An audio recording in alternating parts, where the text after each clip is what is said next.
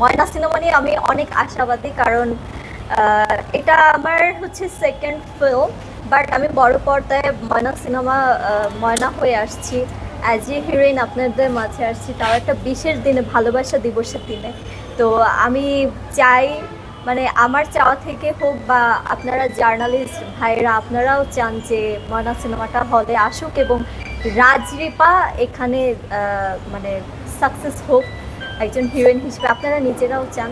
তো আমি চাই আমার সিনেমা যদি হিট হয় তাহলে রাজরিপা হিট, ময়না হিট, মানে 18+, কারণ বাংলাদেশের যে কালচার, তখন অনেক বাবা মাই চাইবে না যে বাচ্চারা আসুক, কিন্তু এই সিনেমার গল্পটার ধারাটা এমন যারা 5-6 বছরের ছেলে মেয়েদেরও দেখা উচিত, কারণ তারা তো একটা না একটা সময় বড় হবে, আমাদের এই বয়সে তারা আসবে।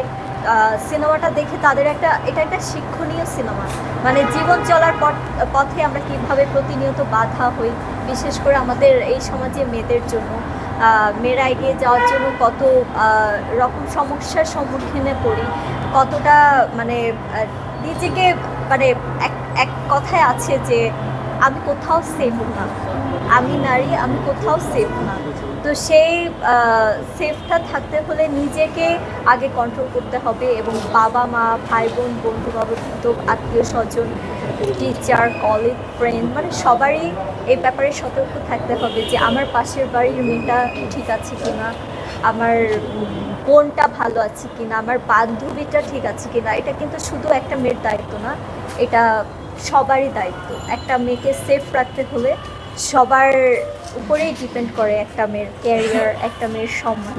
আমি তো চাই আমার ভালোবাসার মানুষের সাথে আমি একসাথে পথ চলবো, একসাথে, মানে আমার লাইফ পার্টনারকে নিয়ে আমি মানে শেষ বয়সটা একসাথে বুড়ো বুড়ি হতে চাই। কিন্তু যদি সিচুয়েশন এমন কিছু তৈরি হয় যে আমরা একসাথে থাকতে পারছি না বা থাকবো না, তখন কিন্তু আমি চাইলেও থাকতে পারবো না।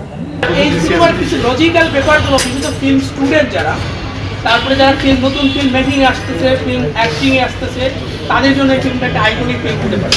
মানে একবার দুইবার দেখে হয়তো আমাদের 8-10টা সিনেমার মতো মনে হবে, বাট সিনেমার যখন লজিক্যাল একটা সিনের সাথে আরেকটা সিন যখন মেলাতে যাবেন তখন দেখবেন যে অনেক এলিমেন্ট আছে।